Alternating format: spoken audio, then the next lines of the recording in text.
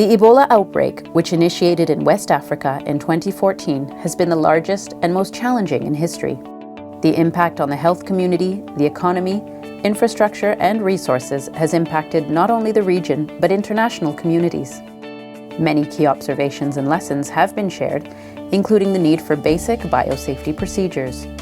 Good personal hygiene practices, such as frequent hand washing and the proper use of personal protective equipment, form part of the preventative measures used to reduce the spread of Ebola and other biological pathogens.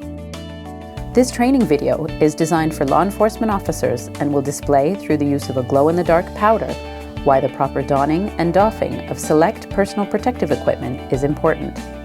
The video will then provide a step-by-step guide to the safe use of disposable gloves and P2 or N95 masks. A member of the community walks into a police station holding a bag. The person claims the bag belongs to a man suspected of having Ebola, who has been taken away for treatment. He does not know this man and believes he is from a neighboring village. As these items may assist law enforcement in further contact tracing, they must examine the items. Police at the station request the man to place the bag onto a table in a small room, and he leaves the room. The items in the bag may be contaminated. The officers must now don gloves and a mask and proceed to open the bag and examine its items. In this scene, we have instructed an officer to put on gloves and a mask and examine the items without following proper safety procedures.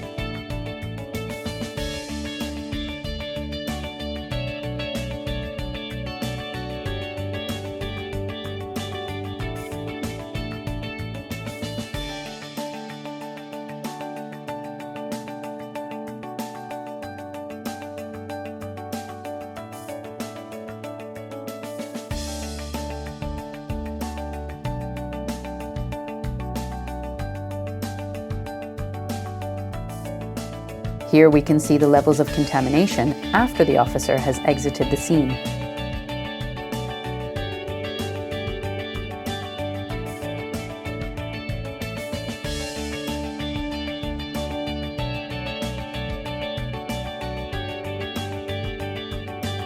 Note that there are areas of contamination on the officer's hands, wrists, arms, and face.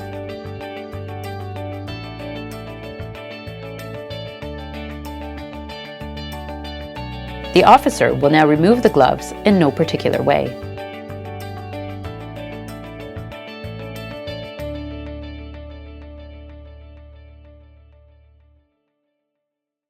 This unstructured way of removing gloves has resulted in contamination on the hands and wrists.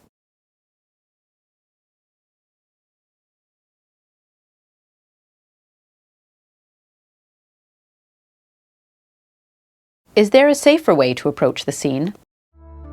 The officers will now select, don, and approach the scene in a more structured and safe way.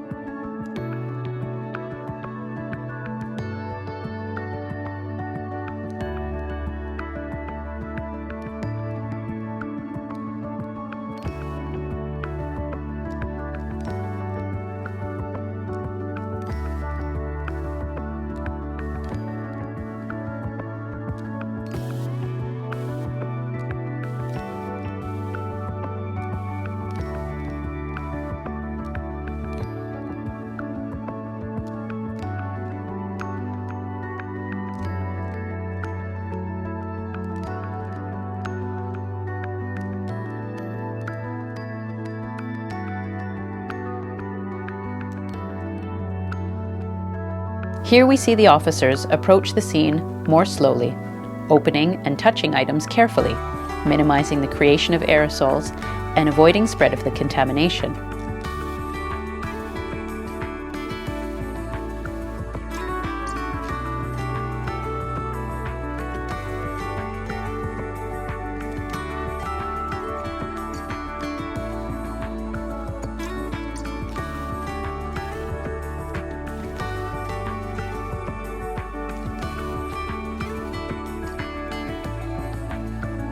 When examination is complete, they should return the items to the bag, close the bag, and secure the area.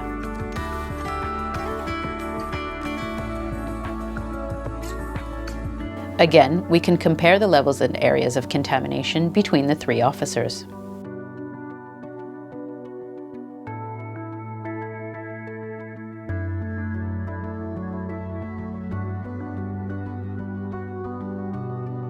This method of glove removal, or doffing, is called the beak method. The beak method, when done correctly, can reduce the level of contamination transfer and therefore reduces the risk of spreading the biological material.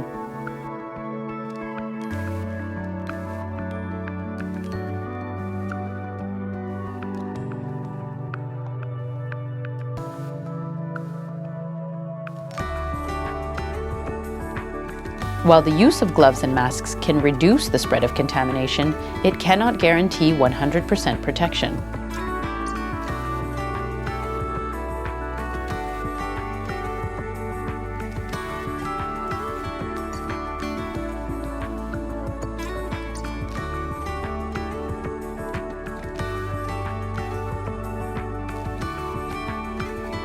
Officers must discard gloves and masks appropriately and always wash hands and arms with soap and water at the completion of any task.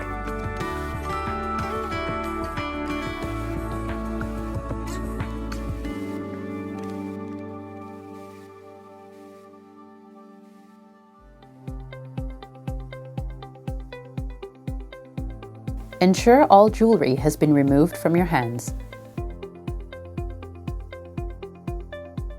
Using the hand chart, select the correct glove size suitable for your hand. Using one gloved hand, pinch and pull the base of the other gloved hand. Use the middle finger to scoop the cuff of the glove. Pull the glove inside out over all the fingers and thumb to form a beak. With the beak hand, pinch the opposite glove at the base of the wrists and pull the cuff down. Roll the glove inside out and off the hand into the appropriate waste container. With the ungloved hand, use the index finger to pull the beaked glove off at the base and dispose it into the waste container. When all PPE has been removed, always wash your hands and arms with soap and water.